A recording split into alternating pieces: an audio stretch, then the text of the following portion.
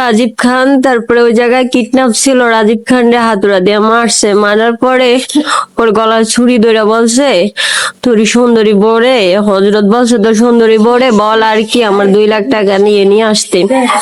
তারপরে রাজীব খান আমাকে নিজেই ফোন দিচ্ছে, ওর 2 হাত বাঁধা, ফোন দিয়ে বলছে ফেন্সি আমার একটা ফ্রেন্ড আছে, আর 1.5 ভরি একটা চেন ছিল ওই জায়গায়, ইয়াটা খালি একটু ইয়া ছিল,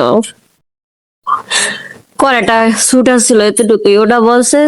আর বলছে রনির কাছে আমার 20,000 টাকা আছে, রনির থেকে টাকা নিয়ে।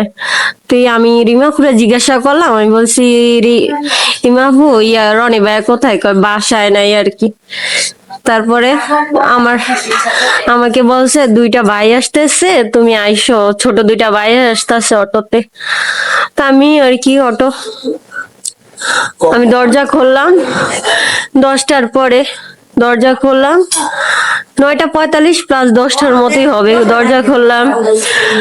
খোলার পরে তারপরে কি বললো আপনার রাজীবের ওয়াইফ না, বলছি জি। বলছে রাজীব ভাই বলছে আপনারা যাইতে, আপনার যেগুলো বলছে তাই বলছি ও মনে হয় এইভাবে কোন জায়গায় কিডন্যাপ করছে নাকি এরকমই যার পথে। তারপরে আর কি আমি বলছি রাজীব কোথায়, কয় মাদ্রাসায়। তারপরে মাদ্রাসা ছেড়ে একটু দূরে গেছে, আমি বলছি আমি এই জায়গা যাব না। তারপর রাজীব বাড়ি একটু সামনে, এরা বলে আমাকে আচুরা নিয়ে যাওয়ার পরে আর কি 2টা অটো ছেলে উঠিয়া দিল আমাকে হজরতের হাতে, হজরত। তারপরে বলছে যেগুলো আনতে বলছে আনছস। তারপরে আর কি 1.5 ভরি একটা চেন আর একটা পেন ড্রাইভ, আর আমার হাতে 10,000 টাকা ছিল, আমি এগুলা দিয়ে দিছি। তারপরে কি করলো, অটো স্ট্যান্ডের ওনারে বলে অটো স্ট্যান্ডে চলে যায়। আমি বলছি তুমি না বলছো আমার দিয়ে দেবে। তারপরে কি রাজীবে কইছে তোরে দর্শন করতাম, তোরে টাকার কাছে আমার বিক্রি করে দিচ্ছে, এটা নিয়ে আমার এগুলা সব কিছু ইয়া করে নিয়ে আমার মুখ চাপা দিয়া গলায় ছুরি ধরছে আমার মেয়ের আর কি, মুখ চাপা দিয়া তারপরে নিয়ে গেছে। নিয়ে তারপরে আগে আমাকে হজরত হজরত হজরত খন্দকার ও আমাকে দর্শন করছে, আরেকটা ছেলে দর্শন করছে, আমি এটা নাম জানি না এতটুকুই। 3জন ছিল, 2জন দর্শন করছে। আমি আমি হজরত খন্দকারকে চিনি আর কাউকে চিনি না এতটুকু। আর আমার মেয়ে চিৎকার দিছে মেয়েকে চাপান এভাবে ধরে বাসায় এসে নিয়ে গেল 2টা আর কি অটো, ছোট ছোট আর কি। না না আমি কখনো এইদিকে আসি না, আরো 2014 সালে। না আমার হাজবেন্ড রে আমি দেখি না, আমি বলছি রাজীব কোথায়, বলছে আর একটু ভিতরে। আমি বলছি তাহলে আমি যাবো না, আমি থানার ওসির কাছে বা পুলিশের। এটা আমি মোবাইলটা বাইর করার সাথে সাথে কি করছে, চাপ দিয়ে মুখ পেছে ধরে গলায় ছুরি ধরে নিয়ে গেছে বাগানে নিয়ে আর কি।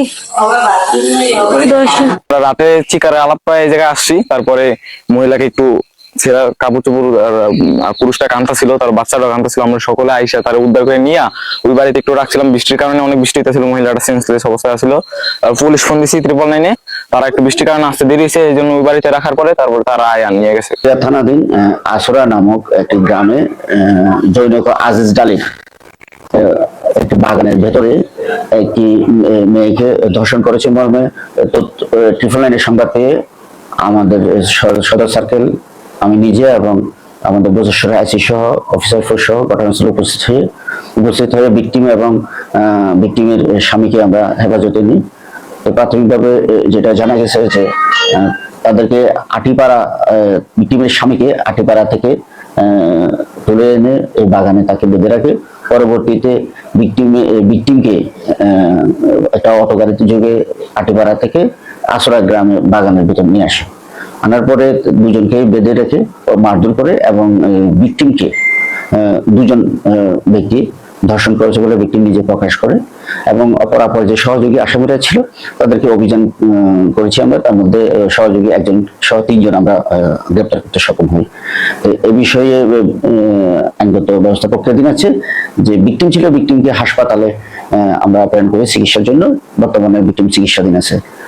হ্যাঁ, আমরা অনুসন্ধানকালে প্রাথমিকভাবে জানতে পারি যে ভিকটিমের স্বামী